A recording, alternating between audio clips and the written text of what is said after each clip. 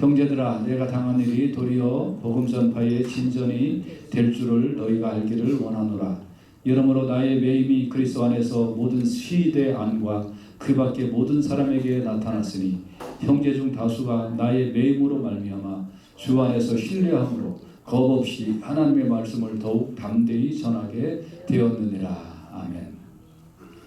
신뢰함으로 겁없이라는 제목으로 하나님의 말씀을 나누기를 원합니다. 우리는 종종 조건이 좋아야 좋은 결과를 얻을 수 있다고 생각을 합니다. 어려운 여건에 좋은 결과를 내는 것은 정말 어려운 일일까요? 불가능한 일일까요? 또 우리는 종종 이런 생각을 합니다. 나는 주의 일을 하려고 하는데 하나님께서 왜 나를 축복해 주시지 않고 어려움을 이렇게 주시나 하고 생각을 합니다. 여러분이 주의 일을 하려고 하면 여러분이 생각했던 것처럼 좋은 일들이 생겨야 될까요? 어떤 분들은 하나님 앞에 응답을 받고 선교를 하러 갔는데 고통당하고 병들고 죽게 되어서 선교 감당 못하고 돌아오는 경우도 종종 있습니다. 왜 그랬을까요? 하나님 허락하지 않으셨을까요? 하나님께서 그 선교의 길을 막으셨을까요? 우리는 종종 이렇게 생각합니다. 내가 잘 되는 게 하나님께 영광이라고. 여러분, 정말 내가 잘 되는 게 하나님 앞에 영광이라는 이 단어, 이 문장이 기독교적이고 복음적이라고 생각하십니까? 거꾸로 하나님의 영광이면 십자가도 감사함으로 지겠다는 것이 복음이고 기독교 아닙니까? 내가 잘 돼야 하나님 앞에 영광이라는 것은 반기독교적인 내용입니다. 잘 된다는 게 뭡니까?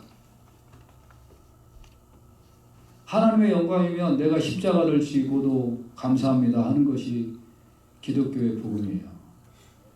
이거를 꼭 깨달으시길 주의 이름으로 축복합니다. 어떤 사람은 내가 오래 살아야 하나님 앞에 영광이라고. 그러면 빨리 죽은 침례 요한 같은 사람은 하나님 앞에 영광 안 돌릴 건가요?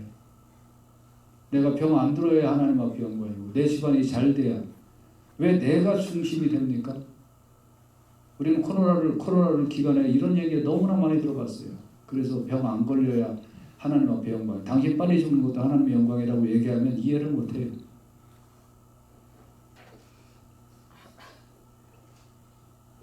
이 참 이해를 못하는 사람들이 너무 많아요.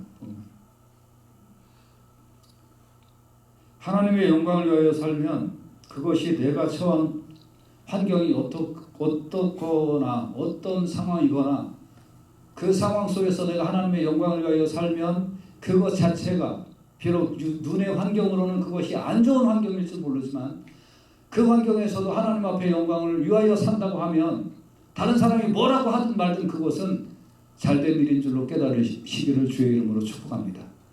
사람의 생각에 너무 우리가 매몰되어 있어서 하나님의 영광을 못 보는 것뿐인 거예요. 바울의 상황을 우리 한번 같이 살펴보십시다. 바울은 로마의 감옥에 갇혀 있습니다. 감옥이라는 환경은 정말 사람이 이루어 놓은 환경 중에 가장 나쁜 환경이 감옥이라는 환경일 것입니다. 특히 로마의 감옥은 극한 환경이었습니다. 사람 취급을 잘 해주지 않는 곳이었습니다. 바울은 로마의 감옥에 올 때까지도 극심한 환난과 고통을 당했고 많은 린치를 당하고 돌팔매질을 당했습니다. 이런 거는 사도행전 21장에서부터 보면 잘 기록이 되어 있습니다. 죄가 없음에도 불구하고 그런 고통을 당했습니다. 이것이 여러분의 눈에 보기에는 아름다워 보입니까? 저는 전혀 아름다워 보이지 않습니다. 나도 저런 환경에 처하고 싶은 마음이 인간적으로는 잘 없습니다. 로마로 가는 길도 평탄하지 않았습니다. 죄수의 신분으로 끌려가는 그 길도 평탄하지 않았습니다. 풍랑을 만나기도 하고. 그런 고난의 시간을 통해서 로마에 가서 감옥에 갇혔습니다. 사도 바울뿐만 아니라 여러분과 제가 하나님의 일을 한다고 하면서 이런 고난을 당하는 것을 솔직히 마음에 즐겨하지는 않을 겁니다. 그리고 가끔 그런 생각이 들 겁니다. 내가 올바른 길을 가고 있다면 나한테 이런 어려움이 있을 수 있을까? 내가 과연 주님의 부르심을 받고 하나님의 영광을 위하여 살아가는데 왜 나한테 이렇게 힘든 일이 있을까 하고 생각할지도 모르겠습니다. 반대로 생각하면 내가 좀 자유로워야 되고 내가 좀 여건이 좋아야 되고 내가 환경이 좀 좋아야 마음껏 복음을 증거할 수 있지 않을까 그렇게 생각할지 모릅니다. 우리는 모두 다 그런 생각에 익숙해져 있습니다. 저도 마찬가지입니다. 그런데 반대로 감옥에 갇히거나 어려움을 당하면 예수를 좀 유난히 믿어서 저렇게 되었지 않았나, 뭔가 좀 잘못 판단한 거 아닌가 하고 생각할 수 있습니다. 그러나 바울은 여기서 분명하게 얘기합니다. 형제들아, 내가 당한 일이 도리어 복음 전파의 진전이 되었다. 내가 이렇게 고난하고 고난당하고 감옥에 갇히고 풍파를 만난 이것이 오히려 복음 전파의 진전이 되었다. 우리는 반대로 생각하잖아요. 내가 돈이 많고 여건이 좋고 좋은 학벌을 가지고 있고 건강하고 이러면 복음을 잘 증거할 것 같은데, 반대로 이렇게 고난을 당한 이것이 복음 전파의 진전이 되었다. 왜 이런 말을 했을까요? 진전이라는 뜻이 무슨 뜻이냐면 나무를 찍어서 앞을 가는 개척길을 만든다 이런 뜻이에요. 공병대가 본진이 오기 전에 먼저 길을 만드는 것을 얘기하는 겁니다. 장애물을 제거하는 겁니다. 공병대가 만든 그 길에 로마의 수십만 대군이 지나갔습니다. 바울은 자기가 공병대처럼 자기가 이렇게 고난을 당한 것이 진전이 되었다라고 얘기를 하는 겁니다. 그래서 우리는 약할 때 강함 대신에 내가 이렇게 힘들고 약할 때 주님이 나에게 강하게 역사하셨다. 아까 그 찬양 불렀잖아요. 그러므로 내가 그리스도를 위하여 약한 것들과 능력과 궁핍과 박해와 곤고를 기뻐하는, 여기에 그리스도를 위한 것이 없다면 약한 것, 능력, 궁핍, 박해, 곤고를 기뻐할 이유는 없습니다. 여러분과 제가 그냥 당하는 약한 것, 능력, 궁핍, 박해, 곤고를 기뻐할 이유는 없습니다. 그러나 이것이 그리스도를 위한 거라면 이것이 기뻐할 재료가 되는 줄로 믿습니다. 왜냐하면 내가 약한 그때에 곧 강함이라. 이게 그리스도를 위한 사건에 결부되면 내가 약할 때가 곧 그때가 강한 때가 된다는 사실을 꼭 깨달으시기를 주의 이름으로 축복합니다. 할렐루야. 이게 축복이에요. 이게 약한 것도, 병든 것도, 코로나에 걸린 것도, 돈이 없는 것도 그리스도로 이게 유한 거라면 이게 기쁨이고 축복이라는 사실이에요. 이 진리를 깨닫지 아니하면 평생 예수 믿어도 헛믿어요. 그런 사람들이 너무 많아요. 그래서 어떤 진전이 일어났다는 말입니까? 빌립보서 1장 13절에 보면 이러므로 나의 매임이 그리스도 안에서 모든 시위대안과 그 밖의 모든 사람에게 나타났다는 거예요. 이게 무슨 말이냐 하면 바울이 로마의 감옥에 갇혔을 때 거기에 시위대 안에, 다시 말하면 그 핵심 중에 핵심들이 갇혀있는 그 로마의 수비대가 관리하는 그 감옥에 갇혀있던 거예요. 그 하루 이틀 갇혀있던 것도 아니고, 그러니까 어떤 면에 있어서는 중죄인이고 또 어떤 면에서는 보호를 받아야 될 그런 죄인들이 갇혀있는 거죠. 쉽게 습격당하지 않는 감옥에 갇혀있게 된 겁니다. 그 시위대 안에 감옥에 갇혀있는 거기에 이 죄인 하나에 벌써 2명이 있었어요.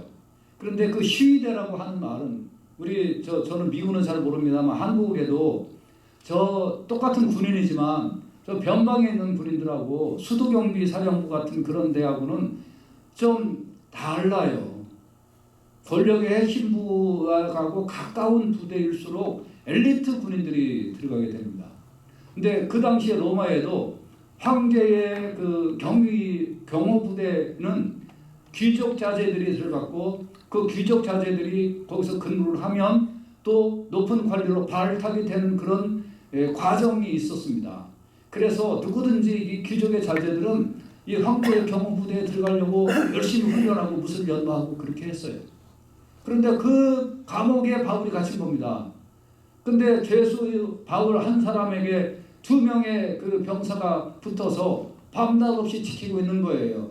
하루 24시간을 3교대로 하니까 하루에 6명의 군인들을 바울은 만날 수가 있었던 겁니다. 그들은 바울을 지켜야 되니까 말도 하지 않고 그리고 이제 어디 가지도 않고 하루에 8시간씩 바울을 지키고 있는 거예요.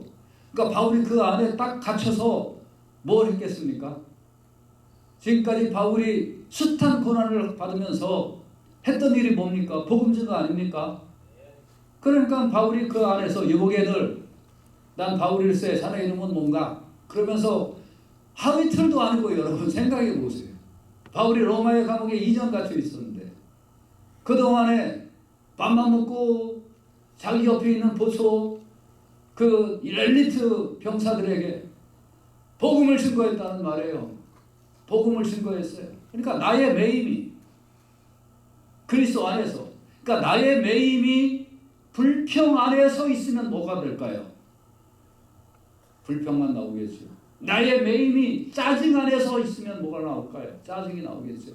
근데 나의 매임이 그리스도 안에서 나의 매임 속에서 내가 예수가 나왔다는 거예요. 할렐루야. 나의 매임 속에서 복음이 증거되었다는 말이에요. 그러니까 2년 동안 그 옆에 있던 그 보초 썼던 그 군인들은 계속 복음을 들었어요.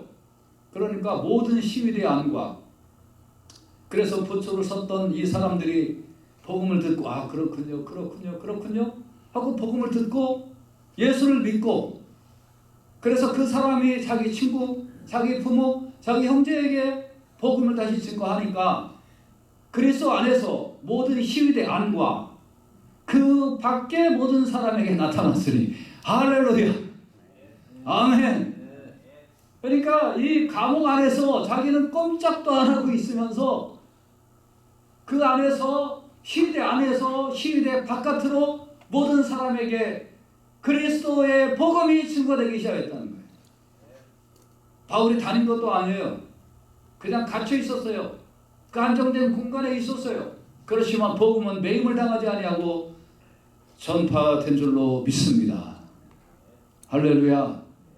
여러분 이래도 내가 여건이 좋아야 복음 증거한다고 하시겠습니까?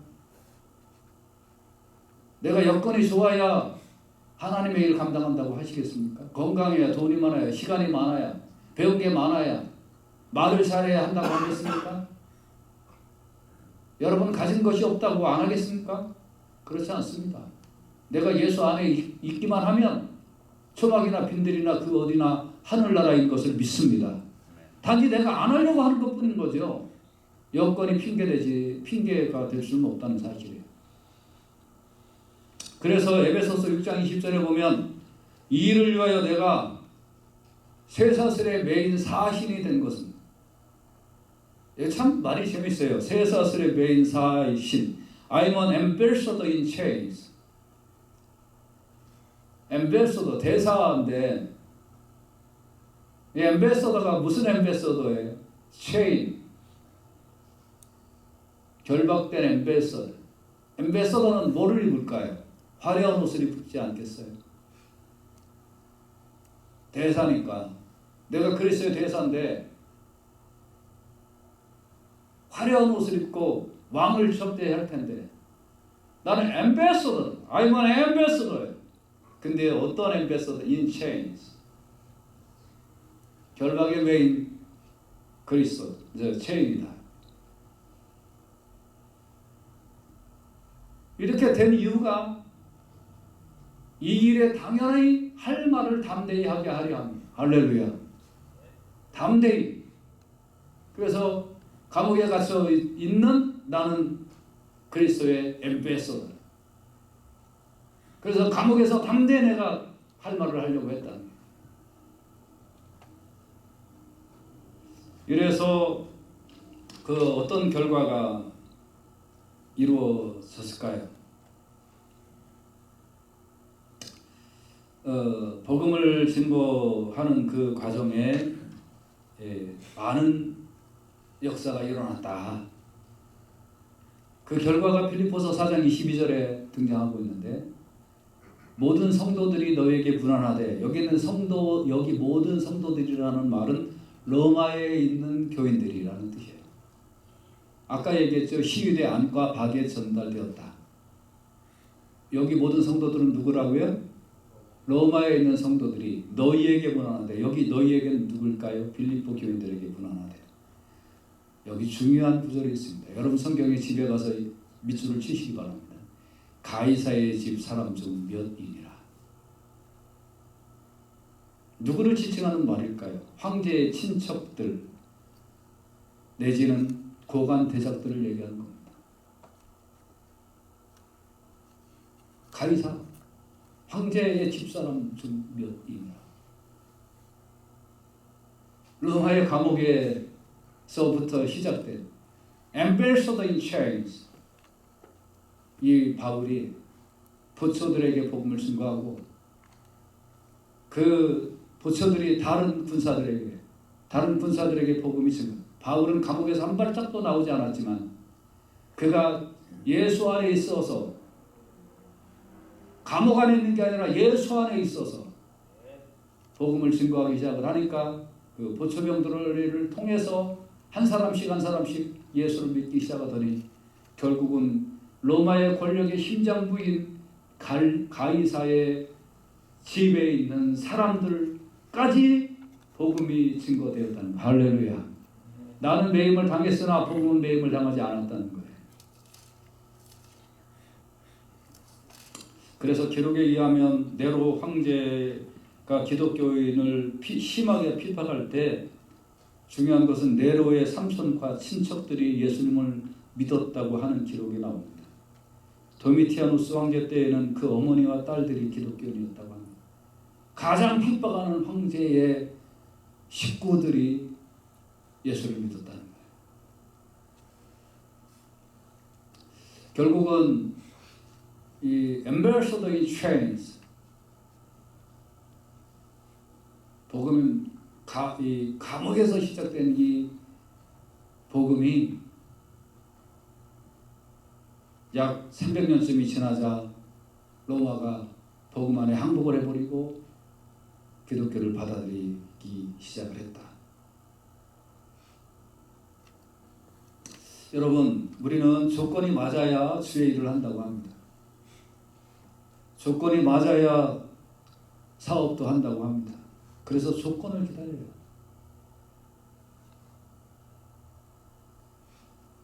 조건이 맞아야 내가 비즈니스를 잘할 텐데.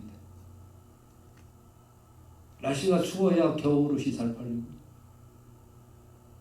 비가 와야 우산이 팔리고, 날씨가 맑아야 소금이 팔릴 텐데 왜 나한테 조건이 이렇게 안 맞는 거야?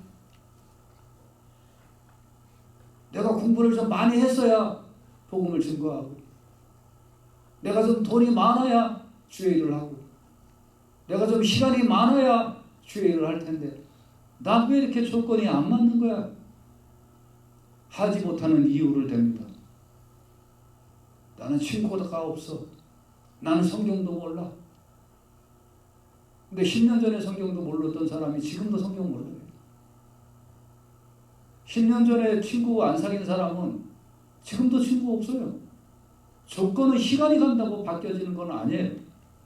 언제 가능할까요? 조건을 기다리는 사람들. 10년 전에 조건이 안 좋다고 사업 포기하고 그냥 소극적으로 인생을 살으면 지금도 마찬가지일 수밖에 없어요. 그러나 여러분, 중요한 것은 조건을 기다려도 바뀌지 않습니다.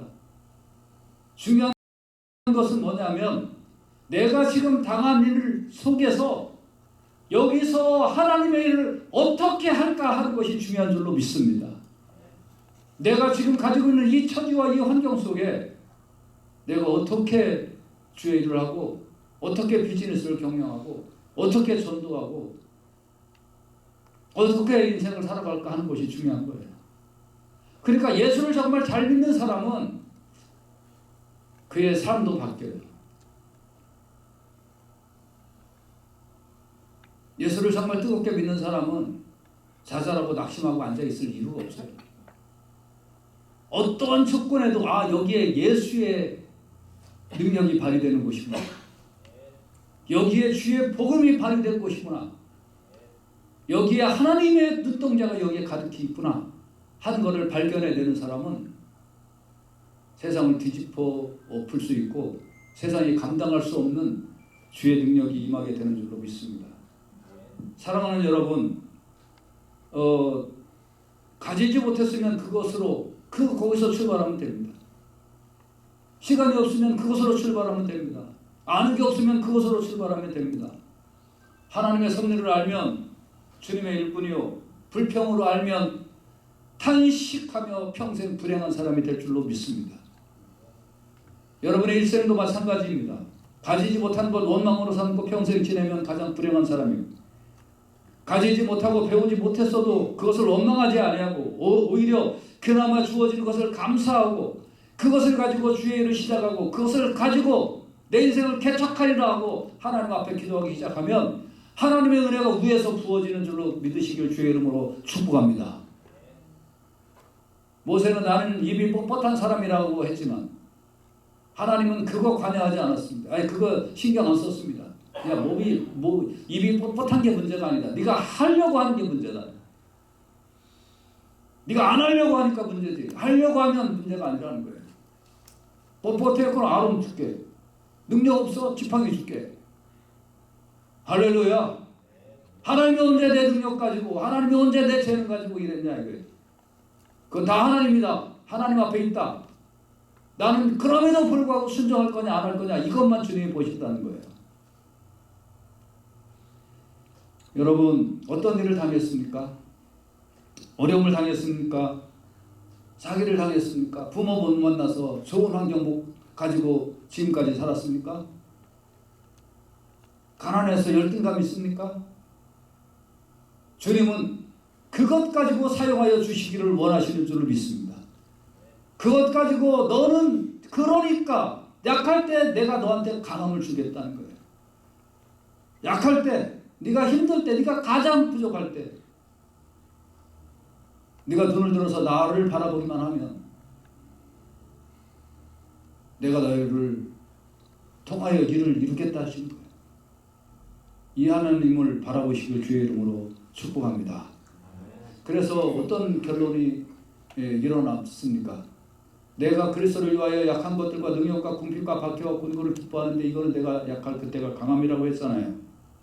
빌립보서 1장 14절에 보면 형제 중 다수가 나의 매임으로 말미암아 주 안에서 신뢰함으로. 그러니까 이제 이 바울의 모습을 보고 와, 저 바울 갇혀 있는데 복음이 이렇게 증거되네. 그걸 보고 신뢰함으로. 누구로 신뢰했다는 말이에요? 하나님을.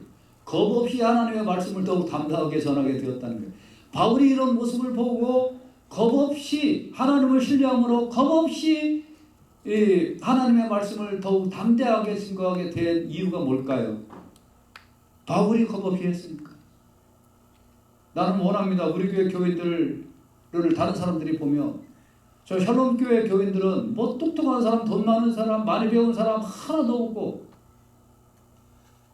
진짜 가난하고 못 배우고 뭐 사회적으로 어떤 면에서 보면 정말 이렇게 별로 뭐 드러날 것이 없는 사람들인데 와, 저 사람들이 그리스도 안에서 저렇게 담대한 사람이 되고 저렇게 능력 있는 사람들이 되었는데 와, 나도 주님을 신뢰하고 겁없이 하나님의 말씀을 더욱 담대하게 전해야 되겠구나 하는 그런 롤모델들이 다 되시기를 주의 이름으로 축복합니다. 하나님은 연약한 사람을 통해서 강한 사람을 부끄러우게 하시는 하나님이신 것을 깨달으시길 주의 이름으로 축복합니다.